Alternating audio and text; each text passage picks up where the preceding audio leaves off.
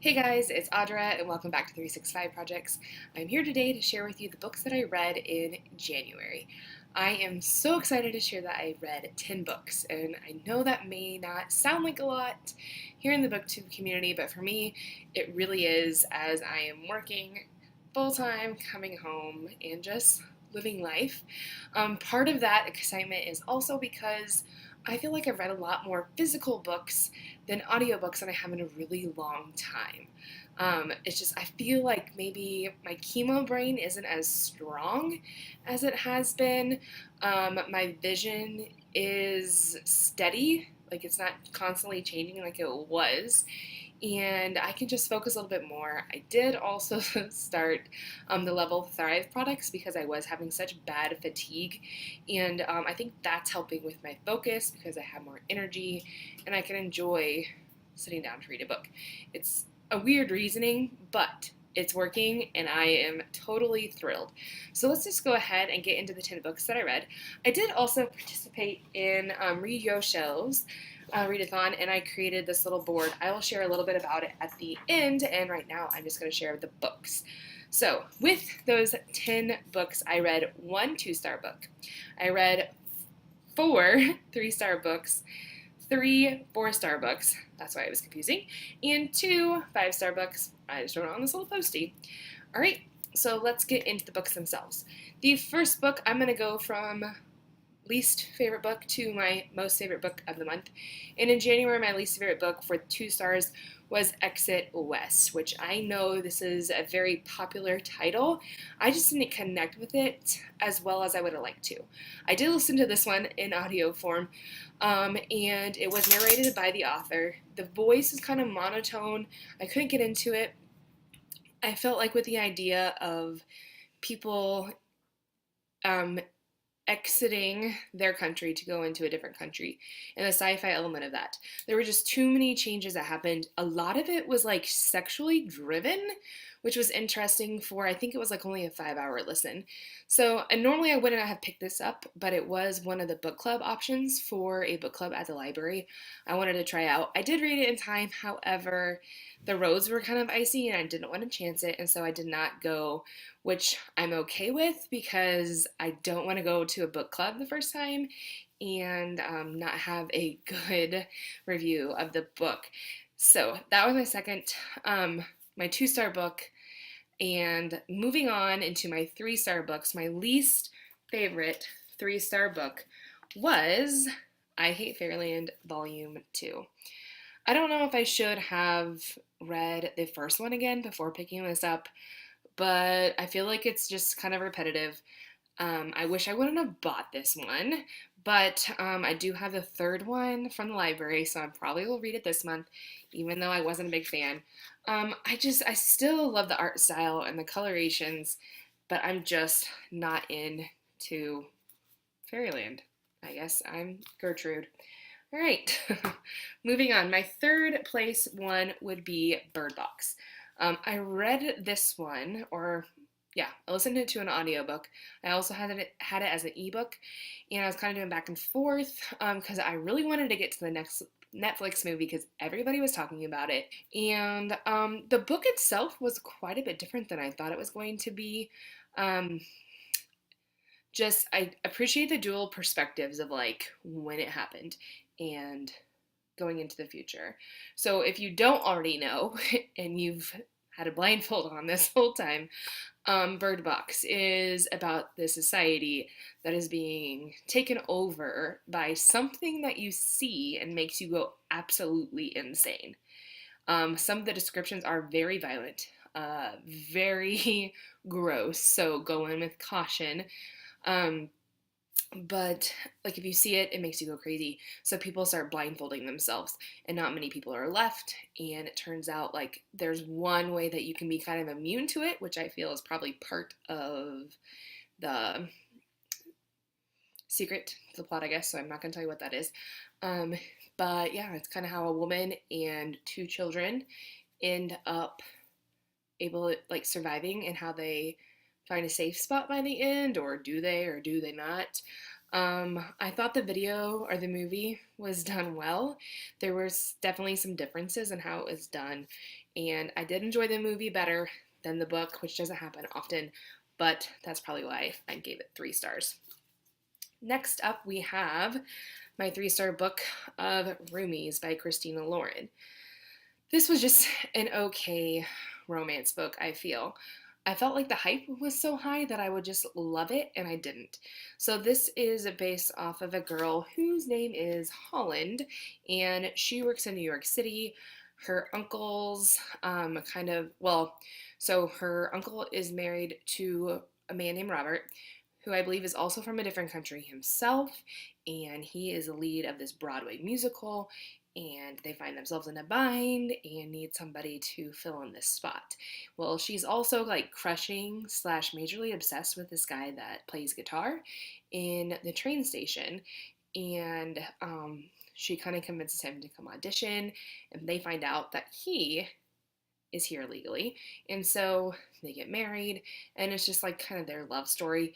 For some reason, I didn't know he was from Ireland, so I wasn't like as endeared with like the accent as she was, but that's just kind of my personal opinion, and I didn't feel like it was very romantic, so 3 stars to that one.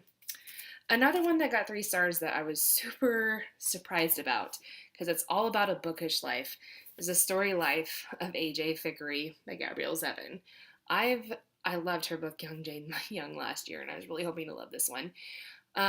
This book is about a man who I thought would be elderly, not like middle-aged. His wife has died in a car accident, and he's grieving like hardcore, which totally understandable. And then all of a sudden, somebody leaves a baby in the bookstore. And who that baby is, nobody knows. There's obviously connections because it's a small town. There's also a love story behind it with the editor of a publishing company. Is that right? I think. Just the style of it was really slow. The connections with certain books, like I did appreciate that other books were seen within this book, but they were all like old classics that I haven't read. It just kind of fell flat, and so I'm sorry, Julie, this is the one I sent you, but I hope you like it better than I did, for sure. All right, I think we are ready to move into my 4 3-star books. No, I don't even know. 3 4-star books. Here we go. The first one that I liked, I guess the least of the 4 stars, was The Inexplicable Logic of My Life. This is one I absolutely loved. Aristotle and Dante Discover the Secrets of the Universe. Very long titles from this author.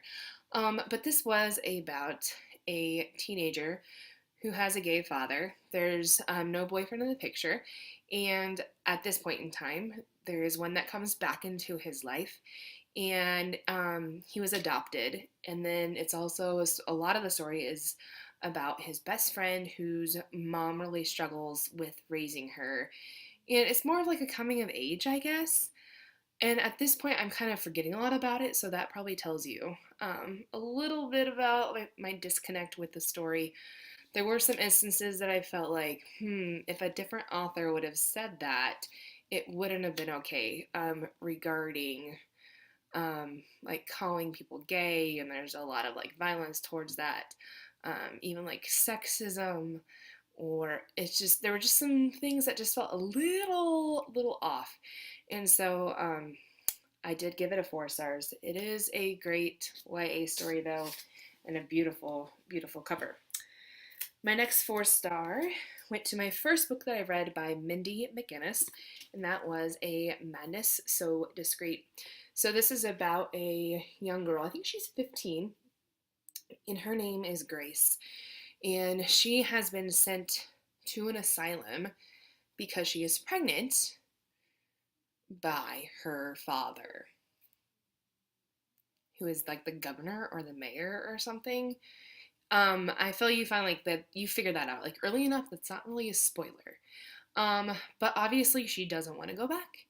And so instead she figures out a way to kind of help solve murders and do like forensic science, and I loved that part of the story. It was also a look into how asylum patients are treated, which there is another book that I will talk about the same thing, and it is just heartbreaking. There's a lot of dark things happening in this book, so go in knowing that there's like trigger warnings for everything, especially rape and incest. But I did feel like they did a great job by the end of this story, like making her the hero of the tale. And it didn't end how I wanted it to end for justice, but 4 stars. It was a good read. I look forward to reading her other works. I think The Female of the Species is the one that's kind of like blown up here on BookTube, and so I want to check out that one next. I do own it already, so that'll be easy. The next 4-star read I read was for a book club, the Taylor Jenkins Read Along, that I wasn't able to find the day of, and so I didn't get to participate, but it was Maybe in Another Life by Taylor Jenkins Reid. This one I really enjoyed. Once again, didn't end exactly how I was hoping it to or exactly how I predicted it to, but I'll still take it. You have a girl, her name is Hannah, and she goes to her high school reunion, and it's whether or not she goes home with Ethan, her high school boyfriend, or her best friend. And like it's chapter by chapter, you get to see the parallel lives of what happened because of that. And it's just a fun contemporary story. It would be great for Contemporary-thon coming up. I absolutely love, I think this is the 3rd book that I read by Taylor Jenkins Reid. And I definitely want to read the other ones. I've read, obviously, The Seven Husbands of Evelyn Hugo, long title again. And then I read Forever Interrupted like 5 years ago at least. And so on a good roll. I think the next one for that readathon is When True Loves. I have that one, so I'm excited to get into and read with that one with the group. All right. We are now already at my 5-star books, and I'm so excited to talk about these books. I know for sure they will be on my favorites of the year. The first one that I have to share with you is The Home for Unwanted Girls by Joanna Goodman. This is everything I want in a historical fiction novel and more. This reminded me a lot of Before We Were Yours, mixed with The Language of Flowers. Two of my Language of Flowers are one of my favorite books ever. And I binge read this in a weekend, which is not something I often do with adult novels. And so this is based on a true story.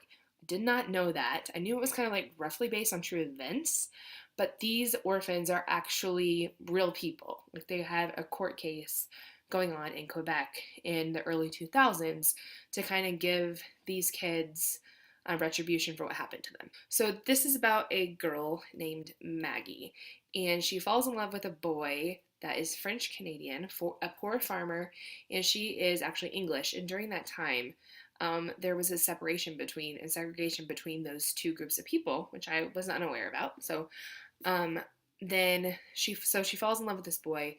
Her parents send her away as like a type of punishment because they find out how serious this relationship is.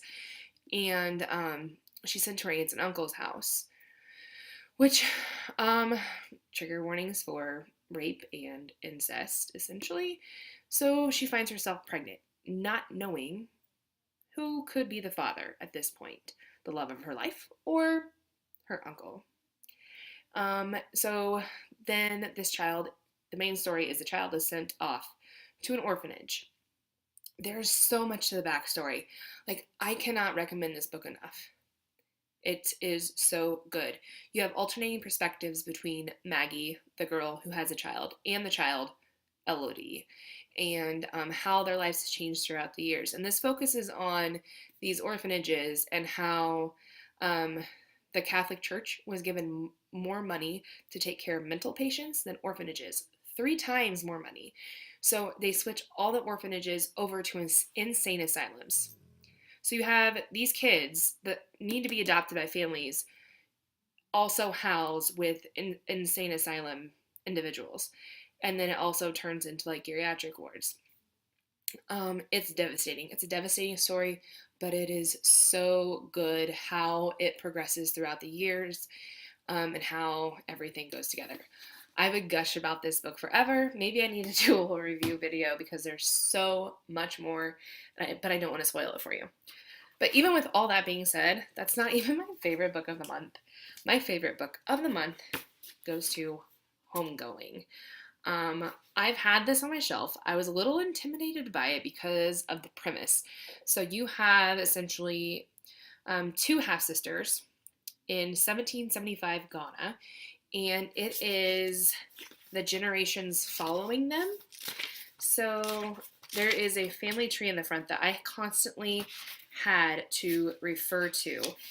And so this is what it looks like. And so it will give you like one chapter of this side of the tree, and then it will go to this side, and then down through the years until like the story of that person's life in like a snippet. And then you go to the next generation, which doesn't sound like something that I would be into, and that's why I was scared of it. And then I had a friend pick this up, and she was only in chapter 1. She's like, you have to read this, like, now. So I dropped everything else, and I read it, and I'm so happy that I did. These glimpses into their lives are absolutely amazing.